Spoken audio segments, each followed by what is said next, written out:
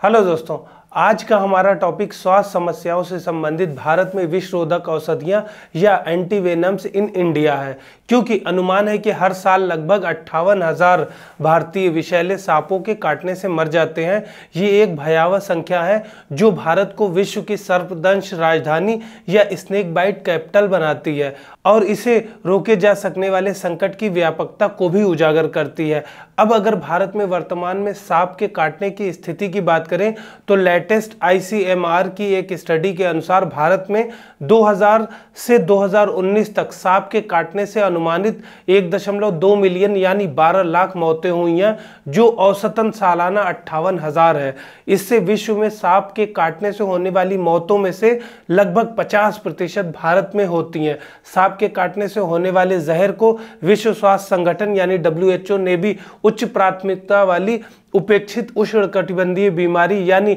High priority neglected tropical disease के रूप में वर्गीकृत किया है। ऐसे तो भारत में सांपों के 300 से ज्यादा प्रजातियां पाई जाती हैं, जिनमें से 60 बहुत ज्यादा जहरीली हैं, जिनका असर हल्का से लेकर बहुत गंभीर तक होता है। इसमें बिग 4 यानी कि इंडियन कोबरा, कॉमन करैत, रसल वाइपर और साई स्केल्ड वाइपर सांपों के काटने से ज्यादातर मौतें होती हैं। अब अगर प्रतिविष या एंटीवेनम की बात करें तो ये जीवन रक्षक दवाइयाँ होती हैं जिनका उपयोग सांप के काट लेने के बाद इलाज करने के लिए किया जाता है। इन्हें जानवरों, खासतौर पर घोड़े या भेड़ में जहर की थोड़ी सी मात्रा इंजेक्ट करके बनाया जाता है, जो फिर उनकी प्रतिरक्षा प्रतिक्रिया के हिस्से के रूप में एंटीबॉडी बनाते हैं। यही एंटीबॉडी एंटीवेनम यानी कि प्रतिविष बन जाती हैं। यही अग्रिम पंक्ति की हमारे लिए रक्षा होती है और शरीर से विषैले पदार्थों को विशेष रूप से बॉन्ड बनाकर जहर को बेअसर कर देते हैं,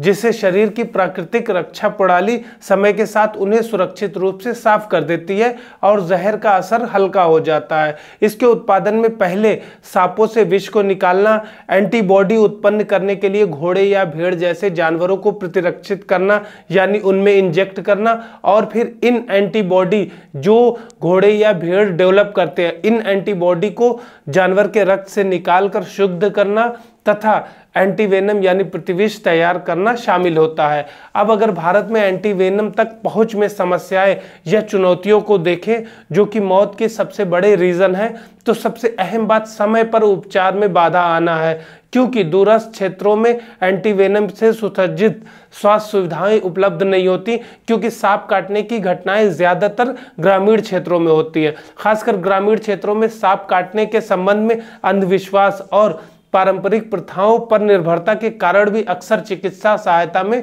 देरी हो जाती है। साथ ही एंटीवेनम के निर्माण की उच्च लागत के कारण आर्थिक रूप से वंचित लोगों के लिए इसकी उपलब्धता भी सीमित हो जाती है। अगला जो सबसे इंपॉर्टेंट पहलू है वो प्रतिविष या एंटीवेनम को अक्सर कोल्ड स्टोरेज में ले जाने की ज़रूरत होती है, जबकि भारत के ग्रामीण भागों में सहायक बुनियादी ढांचे यानी इंफ्रास्ट्रक्चर और बिजली आपूर्ति का लगातार अभाव देखा गया है। अब अगर इन समस्याओं को लेकर सरकारी प्रयासों को देखें तो national programme for prevention and control of snake bite in India का लक्ष्य 2030 तक सांपों के काटने से होने वाली मौतों और ऐसी दुर्घटनाओं की संख्या को आधे से भी कम करना है। इसी साल 2024 के नोबेल पुरस्कार विजेता डेविड बेकर की टीम द्वारा प्रदर्शित रिकॉम्बिनेंट DNA टेक्नोलॉजी और AI डिजाइन प्रोटीन पारंपरिक एंटीवेनम यानी प्रतिविष के लिए अधिक सुरक्षित और प्रभावी विकल्प प्रदान करते हैं। साथ ही अभी IISc बेंगलुरु के शोधकर्ता